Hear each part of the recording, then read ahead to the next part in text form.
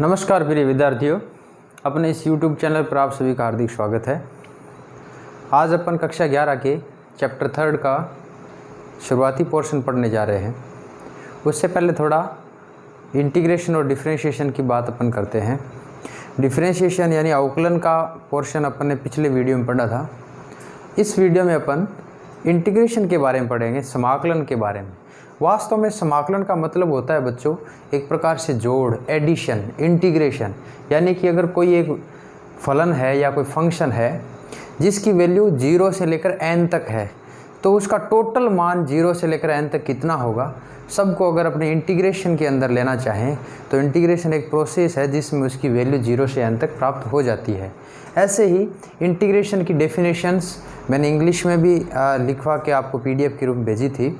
Next अपने देखो हिंदी में भी कि वह प्रक्रिया जिसके द्वारा किसी दिए हुए फलन यानी कोई फंक्शन है अपने पास f(x)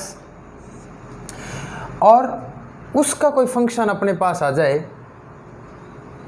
कैपिटल F(x) से रिप्रेजेंट कर रहे हैं, और कैपिटल F(x) का अगर डिफरेंशिएशन करें तब अपने पास वैल्यू आती है f(x). तो अगर उसका रिवर्ट करें, एंटी रिवर्स करें या एंटी डेरिवेटिव करें तो वो भी एक प्रकार से इंटीग्रेशन कहलाता है। यानी अवकलन और समाकलन एक दूसरे के इन्वर्स है, जिसको अपन लोग एंटी डेरिवेटिव कह सकते हैं। सिंपल सी बात। The process in which any of function f(x) which value of f(x) derivative of d/dx which the integration f(x) is called the integration. Simple सी बात बच्चों, अगर अपन कहें कि ये इंटीग्रेशन का सिंबल है, पहली बात तो ये समझो that is the symbol of integration. अगर हम f(x), ये f(x) जो है, f है फंक्शन जो किस पर डिपेंड कर रहा है, x पर। किस पर डिपेंड कर रहा है, x पर, और उसका इंटीग्रेशन कर रहे हैं अपन dx के रेस्पेक्ट में, यानी integration of f(x) with respect to dx। dx के सापेक्ष इस f(x) का समाकलन कर रहे हैं, इंटीग्रेशन कर रहे हैं, तो उसकी वैल्यू आ जाती है बच्चों, मान लो f(x), या इसी प्रकार हम ऐसे कह सकते हैं, मान लो ये f(x) कोई इंटीग्रेशन है और इंटीग्रेशन करने से इसका मान आ जाता है gx।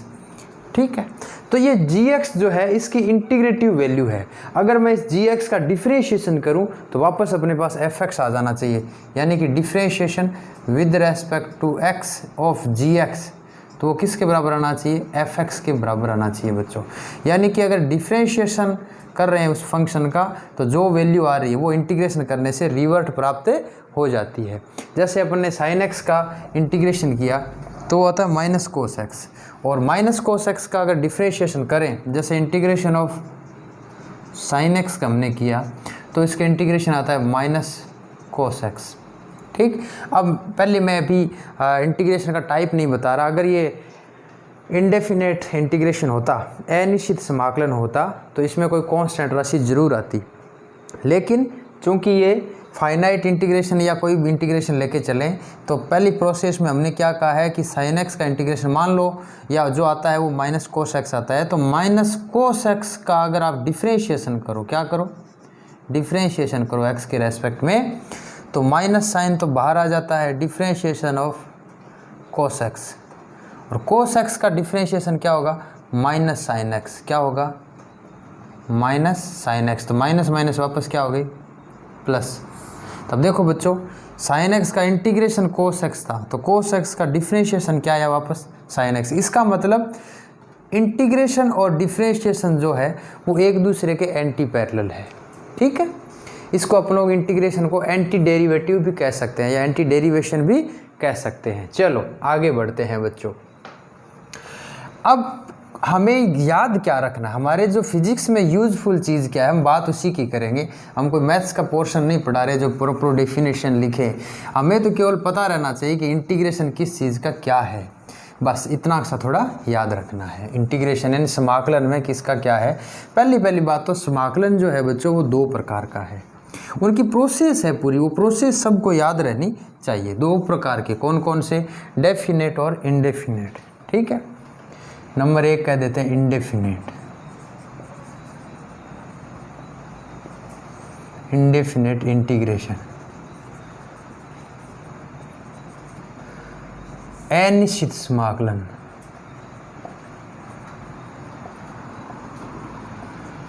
अनिश्चित समाकलन, पहली प्रोसेस।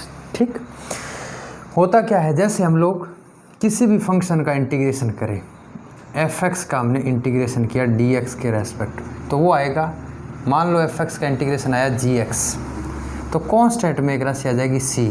अब अपने को बच्चों पता है, अगर मैं डिफ्रेंशिएशन करूं gx का तो क्या आना चाहिए, fx आना चाहिए, और c जो है ना वो है कांस्टेंट। c क्या है, कांस्टेंट, नियत है या नियतांक है। अगर मैं c का इंटीग्रेशन डिफ्रेंशिएशन करूं बच्चों तो वो आता है 0। इसका मतलब इस पूरे का अगर मैं डिफ्रेंशिएशन भी करूं तो वापस यही वैल्यू प्राप्त होती है। ये जो सिंबल है ना, ये ऐसा, ये सिंबल बच्चों कहलाता है इंटीग्रेशन का साइन है। ये जैसे डिफ्रेंशिएशन में हम लोग d/dx लिखते हैं, वैसे इंटीग्रेशन में साइन काम में आता है। आगे बढ़ते हैं, हमें कुछ फॉर्मूले जो हैं वो याद रखने हैं। जैसे पहला नंबर 1, अगर मैं इंटीग्रेशन में x की पावर n का इंटीग्रेशन करूं dx के रेस्पेक्ट में, किसका करूं, x की पावर n का इंटीग्रेशन करूं dx के रेस्पेक्ट में, तो हमेशा इसकी पावर में एक जुड़ जाता है बच्चों और भाग लग जाता है, डिवाइड हो जाता है n+1 से, प्लस कांस्टेंट c तो अनिश्चित समाकलन में कांस्टेंट वैल्यू आती है। जैसे बच्चों मैं एक उदाहरण दूं, मान लो आप किसी भी लेंथ को डिटरमाइन कर रहे हो, ठीक, अगर आपने जब मेजरमेंट करना शुरू किया, हो सकता है वो 0 से स्टार्ट करो आप मेजरमेंट करना, और हो सकता है आपने टेप है यानी फीता जो है यहाँ रख दिया हो 1 सेंटीमीटर पर। इसका मतलब ये आप कितनी बार रीडिंग लो, अगर यहाँ से माप रहे हो तो इतनी डिस्टेंस आपके लिए हर बार कांस्टेंट आएगी। आगे वाली इंटीग्रेशन तो हो जाएगा, मान लो 1 से आपने यहाँ तक डिटरमाइन करना है n तक, तो ये आगे वाली जो वैल्यू है ये कांस्टेंट के रूप में यानी c के रूप में आपके हर बार रीडिंग में आएगी। तो इस प्रकार की अगर कोई हो वैल्यू तो वो c में आ जाती है, अगर नहीं हो, ये एक की जगह 0 पर हो तो c का मान ऑटोमेटिक 0 हो जाता है। ये लिमिट से हमें पता चल जाता है बच्चों, जब हम आगे डेरिवेशन करेंगे तब पता चलेगा। आगे बढ़ते हैं बच्चों, आपको याद होना चाहिए साथ में थोड़ा डेरिवेशन भी याद, डिफ्रेंशिएशन भी याद होना चाहिए। डिफ्रेंशिएशन ऑफ x की पावर n जो था ना बच्चों, उसमें पावर है वो गुणा में आ जाती थी और x की पावर में से 1 घट जाता था। ये सूत्र था हमारे पास डिफ्रेंशिएशन का, किसका था, डिफ्रेंशिएशन। और इंटीग्रेशन में क्या आ रहा है, x की पावर n का इंटीग्रेशन n+1/n+1 प्लस c कोई कांस्टेंट। अगर डेफिनेट होगा तो इसमें आप आगे की प्रोसेस में पढ़ेंगे क्या होना चाहिए। 2 नंबर देखो बच्चों, जैसे मैं कह दूँ x की पावर 2 और dx, इंटीग्रेशन करना है हमने x² का dx के रेस्पेक्ट में, तो उसका मान क्या आएगा, x की पावर 2 और 1 कितने हो गए, 3/3 प्लस c, ये इंटीग्रेशन आ जाएगा। इधर डिफ्रेंशिएशन देखो, ये साइड में इसलिए बता रहा हूँ ताकि कंपेरेटिवली याद रह जाए। डिफ्रेंशिएशन देखो, डिफ्रेंशिएशन में यानी अवकलन में x² का अवकलन होगा 2x, क्योंकि पावर है वो गुणा में आ जाएगी, 1 पावर में से कम हो जाएगी, 2 में से 1 कम हुआ 1। अगर इसकी जगह 1 लिखो तो ठीक है, तो भी x ही रहेगा, नहीं लिखो तो भी x ही रहेगा, ठीक है। जब तक पावर नहीं लिखी जाए उसकी पावर 1 मानी जाती है। और खूब सारे देखो, जैसे मैं x की पावर मान लो मैंने 7 लिख दिया, ऑफ डिफ्रेंशिएशन या integration with respect to dx of x की पावर 7, x की पावर 7 का dx के सापेक्ष समाकलन, ये समाकलन का चिन्ह है बच्चों। कई बच्चे इसमें f जैसा बना देते हैं, f नहीं है, ये इंटीग्रेशन का सिंबल है। तो x की पावर 7, तो 7 रे कितने हो गए, 8 बट्टा कितने आ जाएंगे, 8 प्लस c। याद रखो इसमें तो आता है गुणा में और इसमें वो चीज़ जाती है भाग में। समझ में आ रही बात। अगर मैं यहाँ डिफ्रेंशिएशन करता इसका, दोनों बातें एक साथ समझ में आ रही है। x की पावर 7 का डिफ्रेंशिएशन करते तो कितना आता है, x की पावर 6, 7x की पावर 6, और यहाँ कितना रहे 8, x की पावर 8/8। ये इतने उतार लो। आगे वाले मैं सीधे लिख रहा हूँ बच्चों, डिफ्रेंशिएशन में क्या प्रोसेस है, इंटीग्रेशन में क्या प्रोसेस है। फिर इस पर आधारित कुछ न्यूमेरिकल क्वेश्चंस हम करेंगे और फिर 3rd चैप्टर का पहला टॉपिक पढ़ेंगे। चलो आगे बढ़ते हैं बच्चों।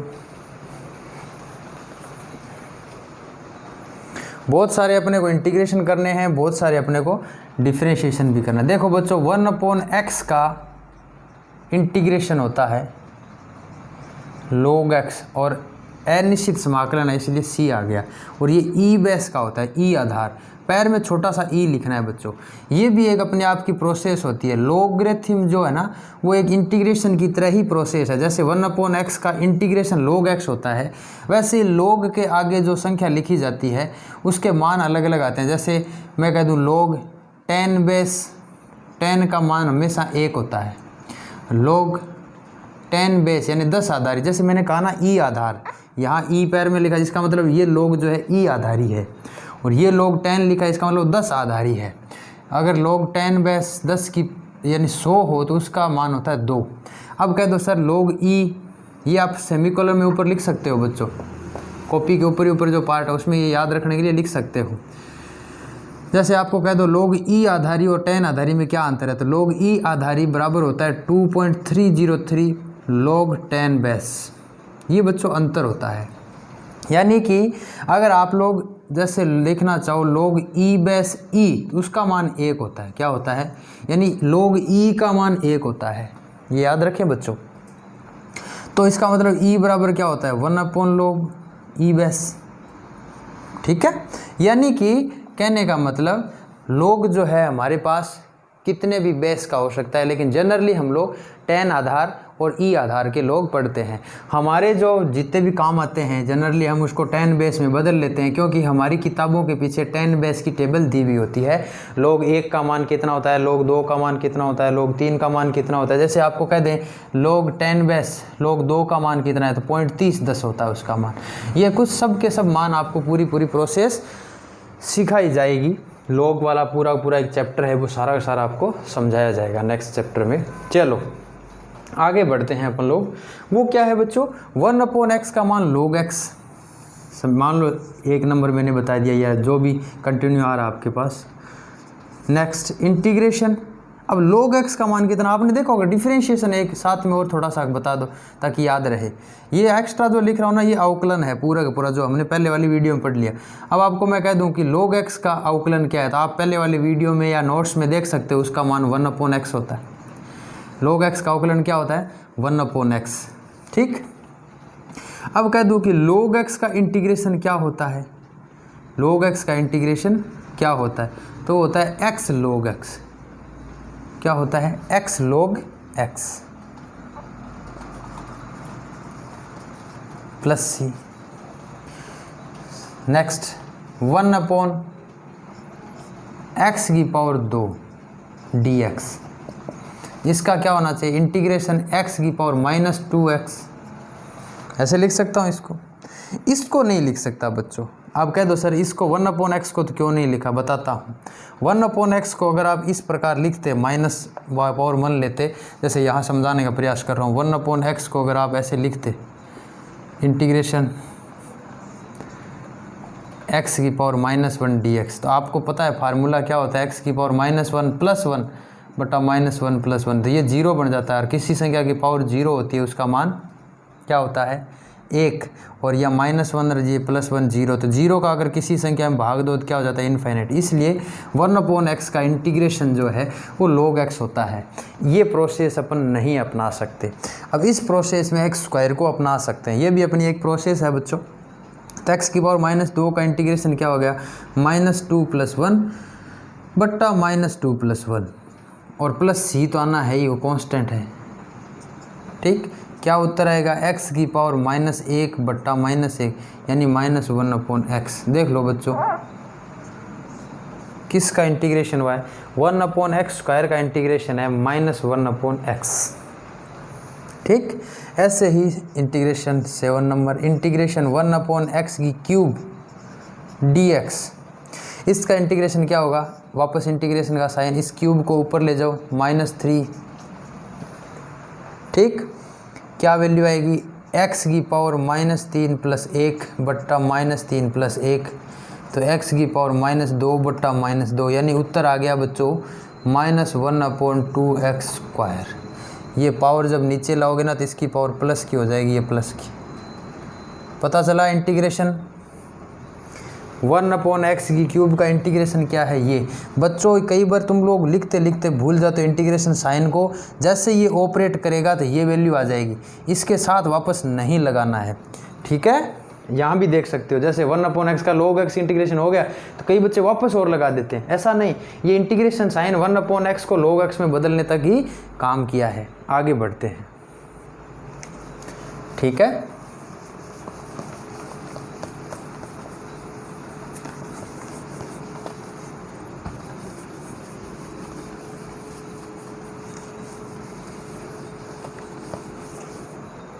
नाउ कितने नंबर था पता नहीं। इंटीग्रेशन e की पावर x, उसका इंटीग्रेशन e की पावर x ही होता है प्लस c। इंटीग्रेशन e की पावर ax, समझने वाली बात है बच्चों, देखो अब क्या होने वाला है। e की पावर ax का e की पावर ax होगा, लेकिन x के जो कांस्टेंट है गुणा में जो a है उसको नीचे फेंक देगा ही, ठीक। इंटीग्रेशन e की पावर ax प्लस b मान लो dx, तो जो x के गुणा में है ना उसी को नीचे फेंकेगा ही।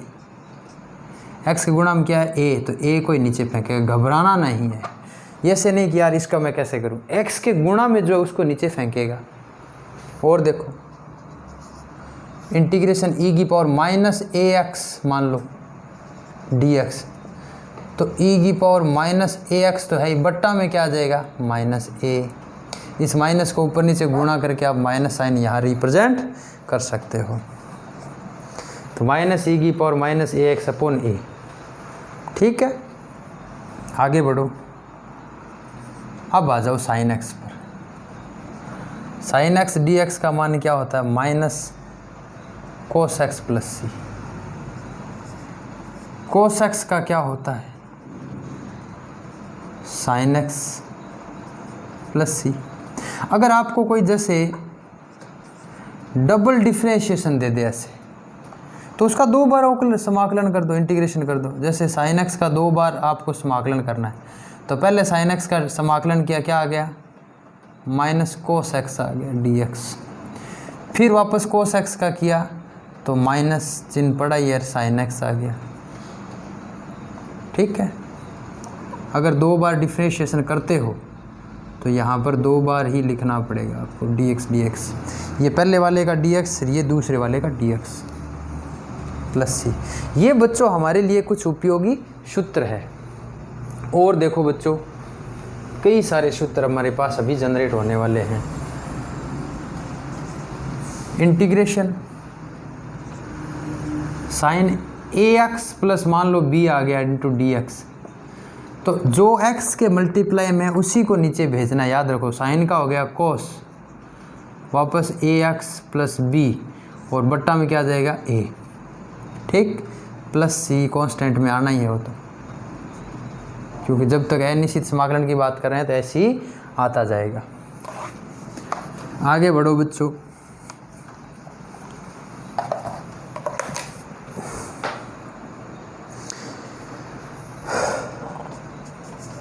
Integration root x dx। अब समझने वाली बात है, रूट एक्स को मैं क्या लिख सकता हूँ 1/2 लिख सकता हूँ। रूट का मतलब क्या पावर में 1/2 dx। अब इसका इंटीग्रेशन करो,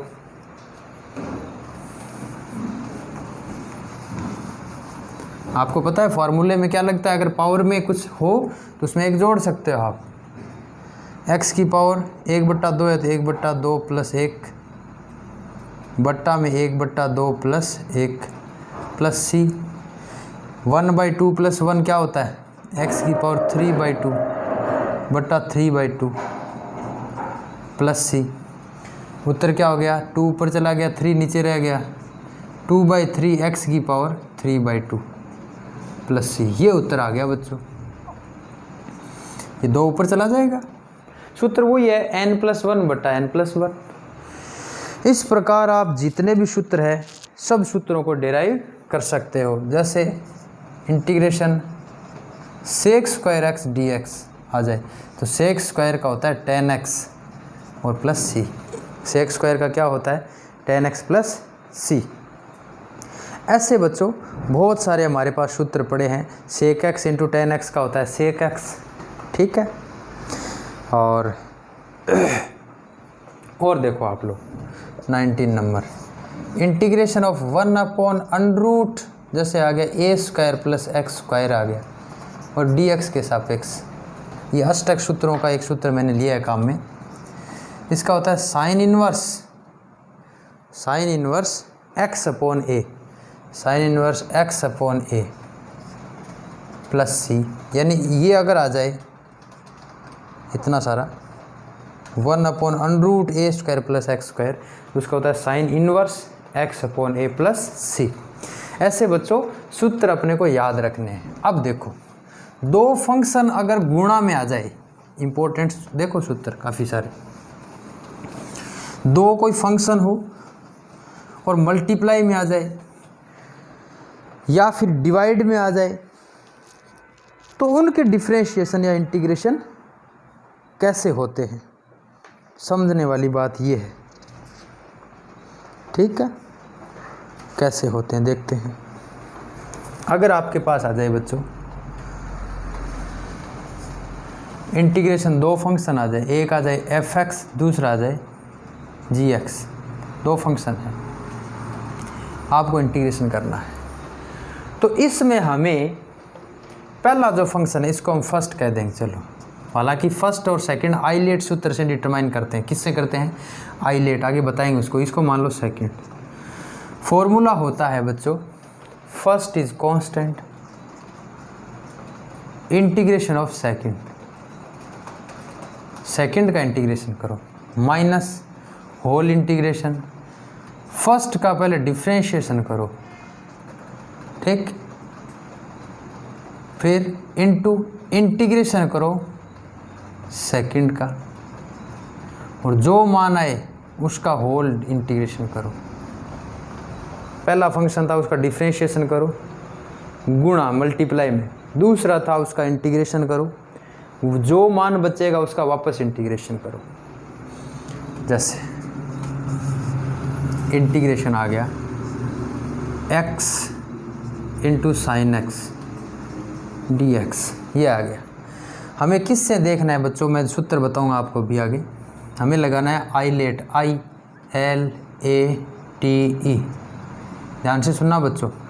I मतलब होता है इमेजिनरी, जैसे a plus minus iota b, इस प्रकार का कोई आ जाए, आयोटा की कोई संख्या आ जाए, आइलर नंबर बोलते हैं इसको, I for Euler number. L for जैसे log x आ जाए, log e आधार आ जाए, लॉगरिथम से संबंधित आ जाए, वो होता है सेकंड। ठीक है, यानी कि अगर आपका जो फंक्शन दिया हुआ है उसमें अगर इमेजिनरी हो तो उसको फर्स्ट दे दो। इसमें इमेजिनरी कहीं नहीं है, a plus minus iota b का सूत्र नहीं है कहीं पर भी। लॉगरिथम लॉग वगैरह आ जाए तो भी इसमें लॉग नहीं है, तो उसको फर्स्ट दो।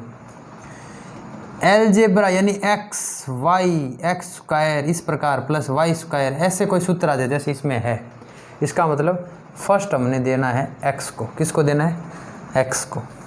T for trigonometrical, sine theta, sine x, cos x, इस प्रकार का सूत्र आ जाए तो वो होता है सेकंड। ये सेकंड यानी कि क्रम है, ये फर्स्ट। अगर इनमें से जो चीज़ पहले आए वो फर्स्ट है, बाद में है वो सेकंड।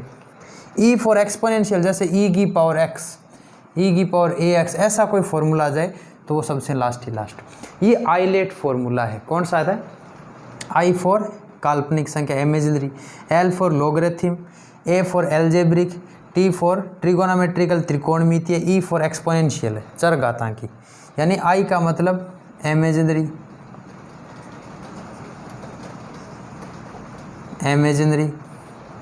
L फॉर लॉगरिथम, ठीक, A फॉर एल्जेब्रिक, एवं बीजगणितीय।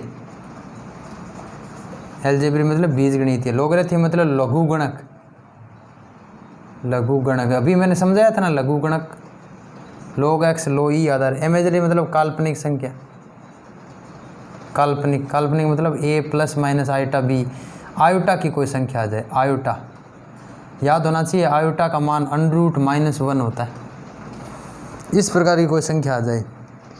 ए आ गया T for trigonometrical, trigonometrical, trigonometric कह दो, त्रिकोणमितीय, त्रिकोणमितीय, साइन कोस टेन कोसेक, इस प्रकार का cot sec. E for exponential, E for exponential, Hindi में बोलते हैं चरघातांकी। ठीक, ये अगर हो तो नंबरिंग फर्स्ट सेकंड देने में फ़ायदा होता है। इनमें से जो पहले आया वो फर्स्ट, बात दूसरा हो गया सेकंड। समझ में आ रही बात। ऐसे ये जो फंक्शन था ये फर्स्ट था, इसका मतलब कांस्टेंट फर्स्ट को ही रखना है, सेकंड को नहीं रखना है। ये बात लिख लेना जो अभी मैंने लिखाई थी रफ में, कहीं पर भी याद रखने में काम आएगी। तो देखो बच्चों, फर्स्ट क्या है, एक्स कांस्टेंट रख दो। इंटीग्रेशन किसका करोगे, साइन एक्स का। ठीक, माइनस होल इंटीग्रेशन लगाओ। पहले कोष्टक में क्या करना है अपने को, डिफ्रेंशिएशन करें। किसका करेंगे, एक्स का, इनटू इंटीग्रेशन वापस किसका करेंगे, साइन एक्स का। जो मान आएगा उसका वापस इंटीग्रेशन कर देंगे। एक्स का एक्स रह गया, साइन एक्स का होता है माइनस कोस एक्स, वापस माइनस चिन्ह। एक्स का इंटीग्रेशन क्या होता है, एक। एक्स का स्क्वायर होता है तो 2x आ जाता है, लेकिन x है इसलिए x का है इंटीग्रेशन एक। साइन x का क्या होता है, माइनस कोस एक्स और होल इंटीग्रेशन। इसका मतलब एक से अगर कोस एक्स को गुणा करें तो माइनस कोस एक्स आना है, ये माइनस चिन्ह बाहर आके इसको प्लस कर देगा, तो x माइनस का कोस एक्स, माइनस माइनस वापस क्या हो गया प्लस। इंटीग्रेशन किसका करना है वापस, कोस एक्स का। ये बाहर वाला चिन्ह इस कोस एक्स को वापस बदल देगा किस में, साइन में। तो minus x cos x plus किस में आ गया भाई, साइन एक्स। ये उत्तर आ गया। अगर ये अनिश्चित समाकलन है तो प्लस सी कह दो, नहीं है तो जो भी वैल्यू आएगी वो आगे बताएंगे।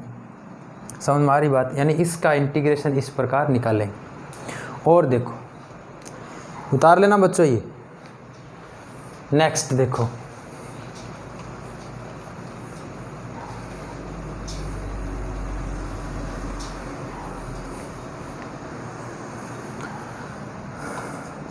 नेक्स्ट देखते हैं इंटीग्रेशन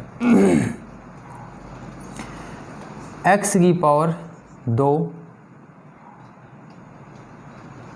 e की पावर x dx। अब देखो आइलेट में I L A T E for exponential, यानी ये सेकंड होगा, और x यानी एलजेब्रिक ये फर्स्ट होता है, तो ये सेकंड। ऐसे आपको बताने की आवश्यकता नहीं है फर्स्ट सेकंड, मैंने ये रिप्रेजेंट इसलिए किया आपके ताकि समझ में आए फर्स्ट और सेकंड क्या चीज़ है बच्चों। ठीक है, आ रही है बात समझ में आप सबके, अच्छी बात है बच्चों। एक्स स्क्वायर, ये एक्स स्क्वायर क्या है, फर्स्ट है, आपको पता है ना। First is constant, integration of second.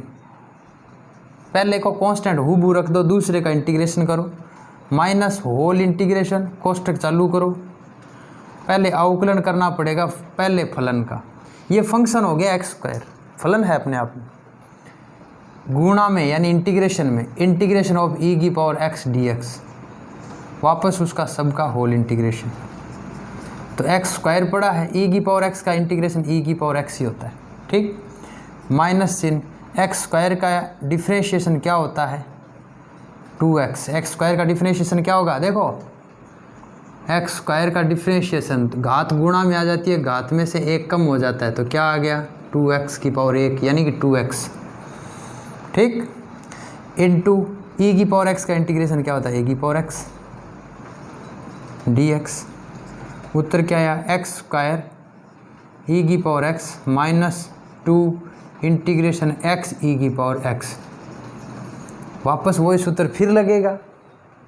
ये तब तक चलता रहेगा जब तक ये ख़त्म नहीं हो जाए। इसको वापस वो आइलेट सूत्र फिर लगेगा। तो आगे वाली पोर्शन तो हूबहू पड़ी है, ई की पावर x माइनस 2, तो अंदर वाले में क्या सूत्र लगेगा, फर्स्ट इज कांस्टेंट यानी x is constant, integration of second, second का इंटीग्रेशन माइनस इंटीग्रेशन फर्स्ट का डिफ्रेंशिएशन।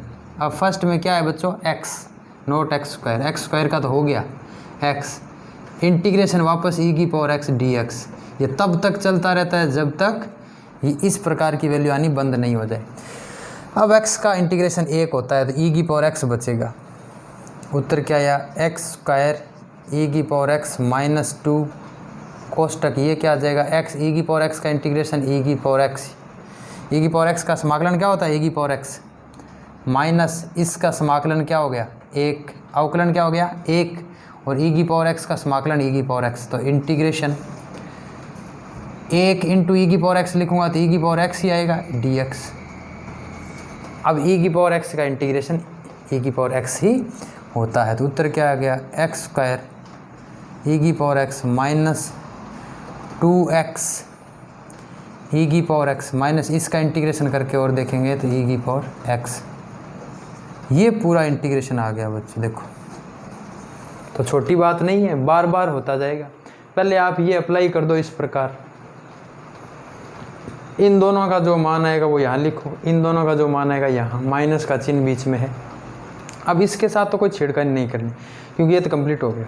यहाँ फिर दिक्कत रह गई क्योंकि एक्स और ई की पावर एक्स का इंटीग्रेशन फिर उसी हिसाब से होगा जो आइलेट लगेगा। तो एक्स एल्जेब्रिक होता है, बीजगणितीय संख्या है, तो इसलिए इसको पहला फलन, ये दूसरा फलन, तो पहला फलन कांस्टेंट, दूसरे का समाकलन, माइनस पहले का अवकलन, दूसरे का समाकलन, जो मान आएगा उसका फिर से समाकलन, होल समाकलन, जो बाहर चिन्ह लग रहा है होल समाकलन, इसका जो मान आया वो आया ई की पावर एक्स, क्योंकि एक्स का अवकलन एक और ई की पावर एक्स का अवकलन समाकलन ई की पावर एक्स, तो एक से ई की पावर एक्स को गुणा करेंगे, ई की पावर एक्स बचेगा, उसका ये वाला समाकलन वापस यहाँ डी एक्स के सापेक्ष। अब की बार ई की पावर एक्स का समाकलन किया, ई की पावर एक्स बाहर से 2 से गुणा चल रहा था, ये 2 बाहर पहले से ही पड़ा है, तो गुणा करके इसको ये मान लिख दिया।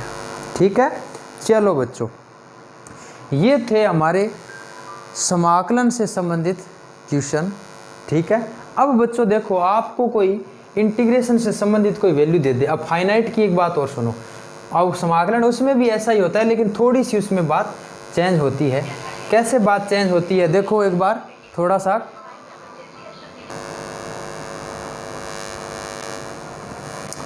अब देखो 2 नंबर फाइनाइट इंटीग्रेशन,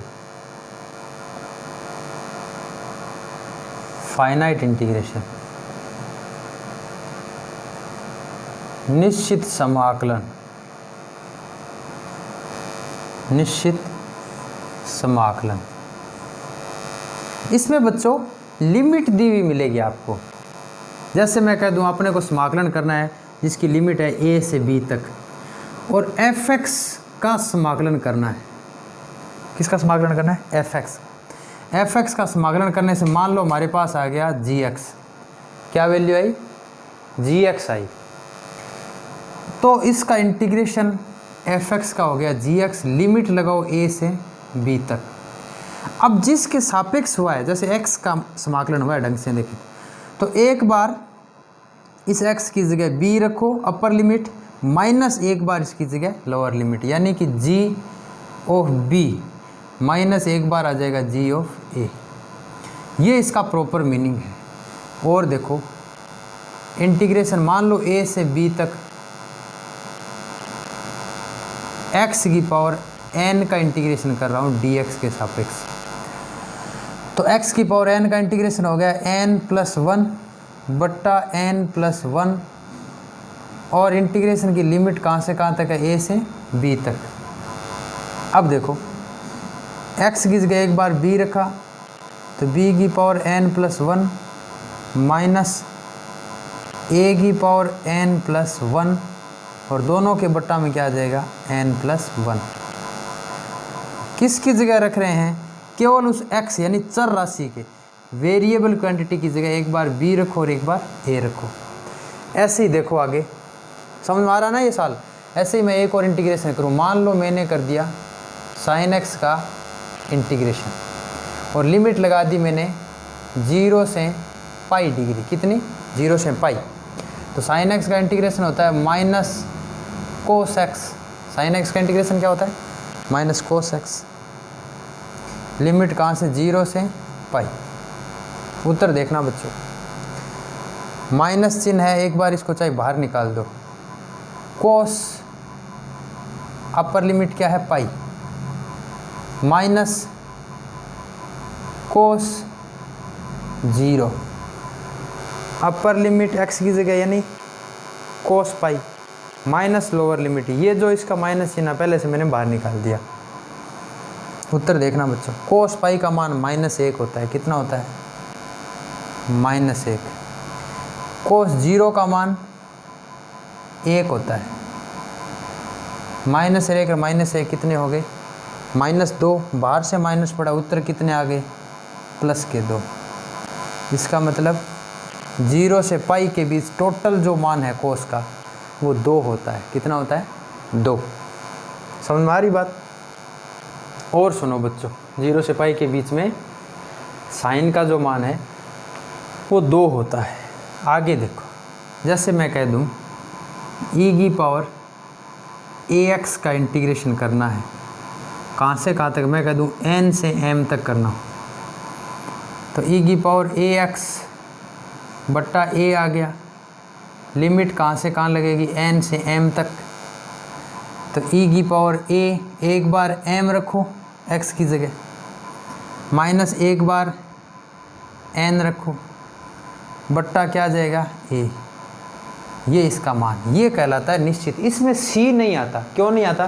क्योंकि इसमें फिक्स आपको बाउंडिंग दे दी, कहाँ से कहाँ तक उसका इंटीग्रेशन करना है। ये तो थे हमारे बच्चों इंटीग्रेशन से संबंधित कुछ क्वेश्चंस। ठीक है, अब एक अपना किताब का कोई न्यूमेरिकल करते हैं जिसमें समाकलन और अवकलन दोनों ही बातें कुछ हो। ठीक है,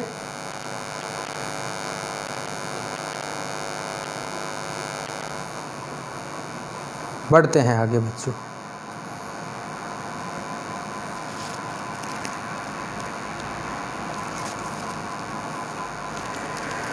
बल का मान दे रखा है, विस्थापन का मान दे रखा है और कार्य का मान इसने पूछा है। क्वेश्चन देखो, यदि बल यानी फोर्स F का मान इसने दिया है, वो है 5x + 2 न्यूटन, 5x + 2 न्यूटन। तो x बराबर 1 से x बराबर 2 मीटर तक विस्थापित करने में ऊर्जित ऊर्जा इतना न्यूटन है, तो x बराबर 1 मीटर से x बराबर 2 मीटर तक विस्थापित करने में अर्जित ऊर्जा। सॉल्यूशन। ठीक, क्वेश्चन क्या है? If the force F = something newton, then to displace x = 1 meter to x = 2 meter, determine the stored energy. अपने को पता है अर्जित ऊर्जा जो है, अर्जित ऊर्जा यानी स्टोरेड एनर्जी,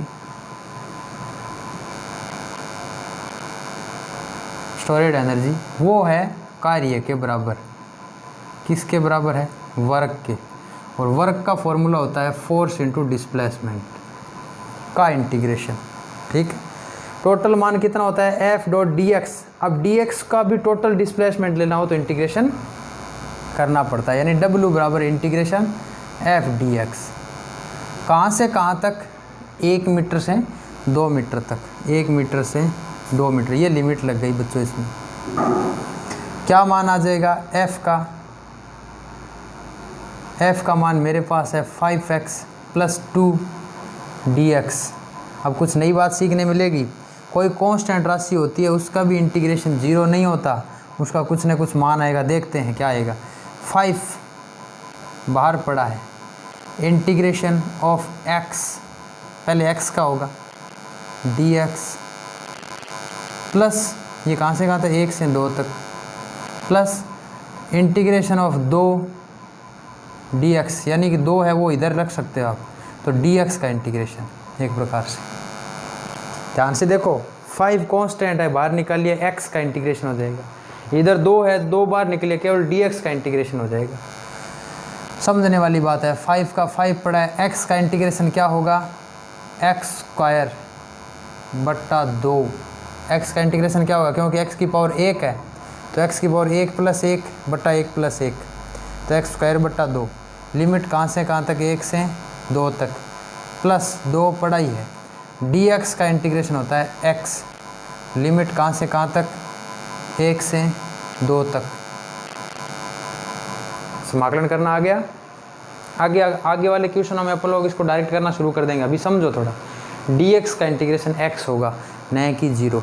याद रखें, जैसे अपन अवकलन करते हैं ना, तो उसमें तो जैसे अवकलन करते 2 का तो 0 हो जाता। डिफ्रेंशिएशन में तो 2 का डिफ्रेंशिएशन क्या होता, 0। लेकिन यहाँ अपने पास x आना जरूरी है। एक बार x स्क्वायर की जगह 2 रखो तो क्या उतरा जाएगा, 5 बाहर पड़ा है। x की जगह 2 रखा तो 2 का होल स्क्वायर बट्टा 2 माइनस एक बार x की जगह 1 रखो तो 1 का स्क्वायर। कुछ बात समझ में आई। एक बार ये 2 रखो x की जगह तो 2 की पावर 2 यानी x स्क्वायर था तो ये स्क्वायर आ गया। एक बार x की जगह 1 रखो तो 1 की पावर 2 माइनस में बट्टा में 2 आ गया सब दोनों के। 5 का 5 पड़ा है, प्लस 2 पड़ा ही है। एक बार 2 रखो माइनस 1। अब देखो ये फार्मूला बन गया, upper limit minus lower limit. अपर लिमिट x की जगह माइनस लोअर लिमिट, नीचे वाला तो कांस्टेंट है, ये चलता जाएगा नीचे। क्या उत्तर आ गया देखो, 5 बाहर पड़ा है, ये 2 दूनी 4 माइनस 1 का स्क्वायर 1 ही होता है। 4 माइनस 1 बराबर 3 बट्टा में 2 पड़ा ही है, तो 5 × 3 बट्टा 2 प्लस 2 में से 1 गया 1 और उसको 2 से गुणा किया तो 2। कितना उतरा जाएगा, 5 × 3 = 15 बट्टा 2 प्लस 2, तो W बराबर आ जाएगा 15 बट्टा 2 प्लस 2 बराबर कितना आ जाएगा, 2 दूनी 4 यानी 19 बट्टा 2 जूल। ये उत्तर आ गया बच्चों। देखो हमने एनर्जी का मान निकाल लिया। 19 बट्टा 2 को आप कर सकते हो, कितना आ जाएगा 19 बट्टा 2 का मान, 9 दूनी 18, 9.5 आ सकता है, या 19 बट्टा 2 ही पड़े रहने दो। इस प्रकार से आपको क्वेश्चंस करने हैं बच्चों। बाकी क्वेश्चंस आपको PDF के रूप में मिलते जाएंगे और उनके सॉल्यूशंस आप लोग करते जाओ। अब अपन बढ़ते हैं बच्चों हमारे चैप्टर की ओर, चैप्टर नंबर 3 की ओर। बच्चों किसकी ओर बढ़ना है अपने को, चैप्टर नंबर 3 की ओर। ऐसे ही मैं एक डिफरेंशिएशन से संबंधित एक क्वेश्चन और कर दूं, हमने किया भी था। अवकलन से संबंधित एक क्वेश्चन और कर दूं। जैसे आपको v का मान दे दिया हो, जैसे विभव मान लो, v का मान दे दिया हो 3x square plus 2x minus 3 volt, और आपको विद्युत क्षेत्र पूछा हो, इलेक्ट्रिक फील्ड पूछा हो। याद रखो इलेक्ट्रिक फील्ड जो होता है वो माइनस dV/dx होता है। क्या होता है, dV/dx। पोटेंशियल की वैल्यू दे रखी है, इलेक्ट्रिक फील्ड पूछा है। Solution, electric field E = -d/dx। v का मान क्या है ये पड़ा, 3x square minus plus 2x minus 3। ठीक, वोल्ट में तो वैल्यू होती है उसकी। तो पहले 3x स्क्वायर का होगा, माइनस चिन्ह बाहर पड़ा है। Differentiation of x, 3x square का पहले डिफ्रेंशिएशन करो, plus differentiation with respect to x of 2x, फिर 2x का करो, minus differentiation of x of 3, अब की बार 3 का करो, तो माइनस चिन्ह बाहर पड़ा ही है। इसका डिफ्रेंशिएशन आपको पता है पावर गुणा में आ जाती है, तो 3 × 2 कितने हो जाएंगे, 3 × 2 कितने हो गए 6। x की पावर 1 बचेगी क्योंकि 2 में से 1 घट गया। आपको याद है ना अवकलन में क्या होता है, अगर x की पावर n है तो n गुणा में आ जाती है, x की पावर में से 1 घट जाती है। 2 गुणा में आके 3 दूनी 6 हो गया, x की पावर 1 घट गई 2 में से, तो 1 बच गई। प्लस 2x, तो 2 का 2 ही x की पावर का जो मान है x की पावर 1, उसका मतलब x की पावर 1 माइनस 1 बटा 1 माइनस 1 इंटू 1 माइनस 1 गुणा में आता है 1, तो पावर 0 होते ही क्या हो जाएगा, x की पावर 0, उसका मान 1 होता है, तो 1 इंटू 1 वापस क्या रह गया 1, तो 2 रह गया, माइनस 3 का डिफ्रेंशिएशन होता है 0। अगर यहाँ समाकलन करते तो 3x आ जाता, लेकिन अवकलन है इसलिए 0। उत्तर कितना आ गया माइनस, ये माइनस बाहर पड़ा, अंदर जाके माइनस कर देगा, -2, यानी इलेक्ट्रिक फील्ड का मान ये आ गया बच्चों, वोल्ट पर मीटर, ये इसके डायमेंशन होती है। इस प्रकार से अवकलन और समाकलन हमने पढ़ा है बच्चों। उम्मीद है आप सबको ये अच्छे से याद हुआ होगा। आगे वाला जो टॉपिक है हमारा 3rd chapter, motion in straight line, सरल रेखा में गति, उसमें हम लोग शुरू करेंगे। उसमें ये सारे के सारे डेरिवेशन संबंधित कुछ क्वेश्चंस आएंगे, हम उसको हल करते जाएंगे। तब तक के लिए स्वस्थ रहें, घर पे रहें। Thank you.